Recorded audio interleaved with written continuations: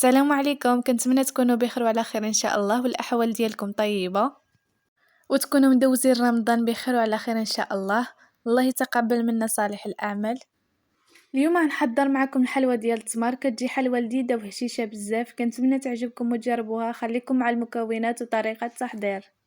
غادي نبداو الحلوى ديالنا ب500 غرام ديال الزبدة، غادي نضيف عليها كاس ديال السكر السنيدة مطحون، وتقدروا تضيفوا السكر الناعم الا كان متوفر عندكم. غادي تضيفوا واحد الساشي ديال الفاني، وغادي نبداو نخدموا في الزبده حتى يذوب داك السكر مع الزبده.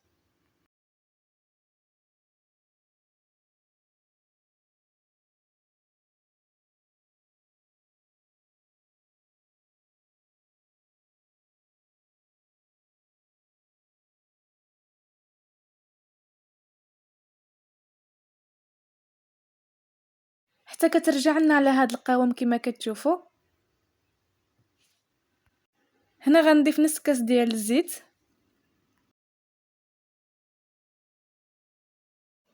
وغادي نبدا نخدموا مع الزبده ديالي.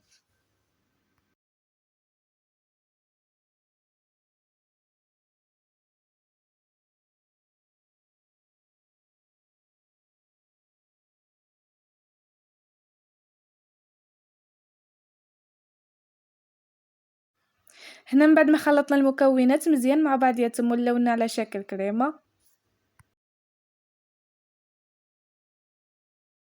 غادي نبداو نضيفوا الدقيق. كيبقى على حسب الخليط. غادي نبدا بالكاس الاول، ضروري ما تغربلوه، وغادي نضيف الكاس الثاني بنفس الطريقه.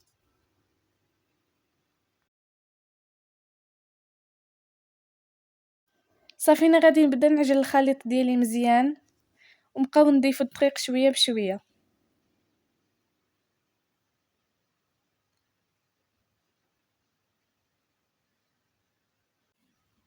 هنا غنضيف معلقه صغيره ديال الخميره د الحلوى، وغادي نزيد الكاس الثالث ديال الدقيق مع التغربل طبعا.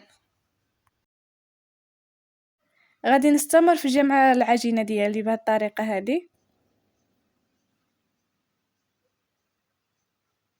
وغادي نضيف الكاس الرابع ديال الدقيق.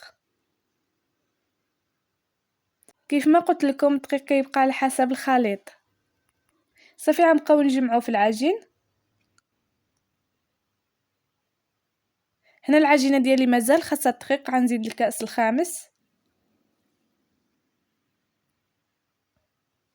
وغادي نستمر في الجمع.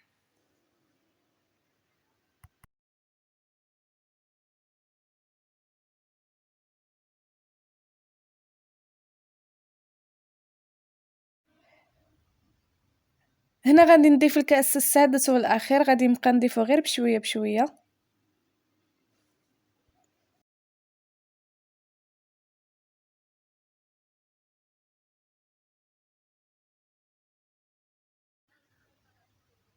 وصافي هذه هي العجينه ديالي. الا كانت العجينه ديالكم مازال خاصها الدقيق ضيفوا، لا انا قلت لكم على حسب الخليط.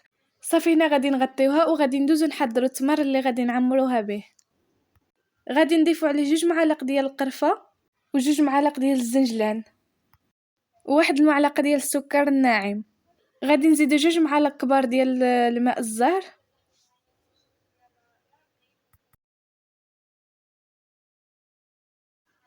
وصافي غادي نخلط المكونات مزيان مع بعضياتهم حتى ينسجموا.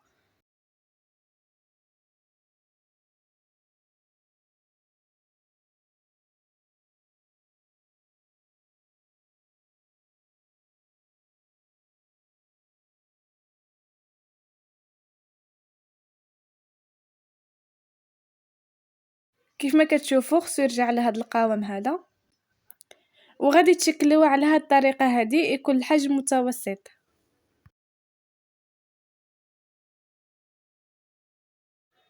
هنا غادي ندوزو نطلقوا العجينه، غادي نوضعوها في ورق ديال الزبده، وغادي نحاولوا نطلقوها بشويه بشويه حتى تولي في متوسطه الحجم. يعني ما ترجعوهاش رقيقه بزاف وما تخليوهاش غليظه بزاف.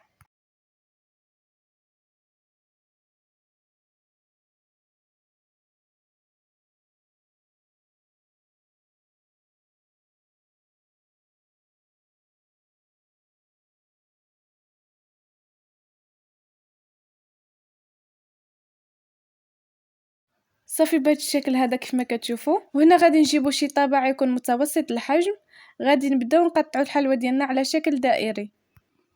صافي غادي نحيدوا الزوائد حتى نستعملوهم من بعد، وغادي نبداو نشكلوا الحلوى ديالنا. غادي ناخذوا داك التمر وغادي نحطوها في الوسط، وغادي نبداو نشدوا عليه بالعجين. حاولوا تشدوه مزيان باش ما تفتح لكمشي في الفران كيف ما كتشوفوا بهذه الطريقه هذه.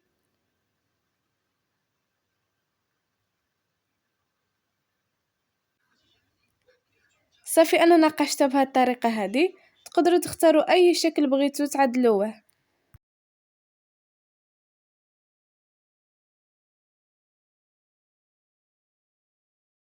صافي غنعاود معكم وحده اخرى بنفس الطريقه الاولى.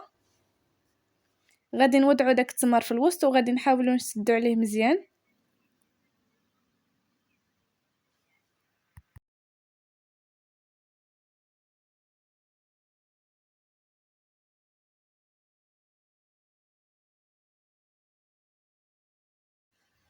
تقدروا تنقشوها بيدكم اولا تستعملوا اي طابع كان عندكم.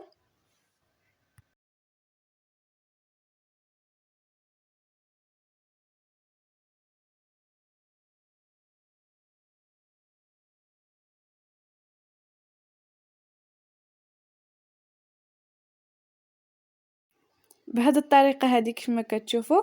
صافي غادي نبدا نرتب الحلوى ديالي في الصينيه ديال الفران.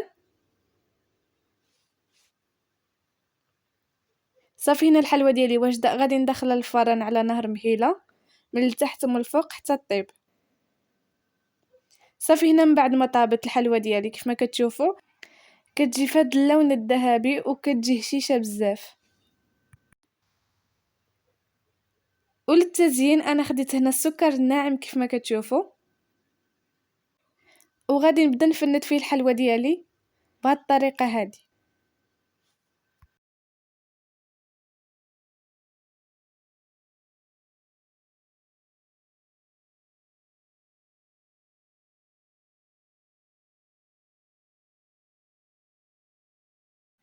غادي نكمل كاع الحبات اللي عندي بهذا الشكل. وصافي هذا هو الشكل النهائي ديال الحلوى ديالنا. بالصحه والراحه، كنتمنى تعجبكم وتجربوها وتخليو لي تعاليقكم والاشتراك بالقناه. نشوفكم في وصفه جديده ان شاء الله. السلام عليكم.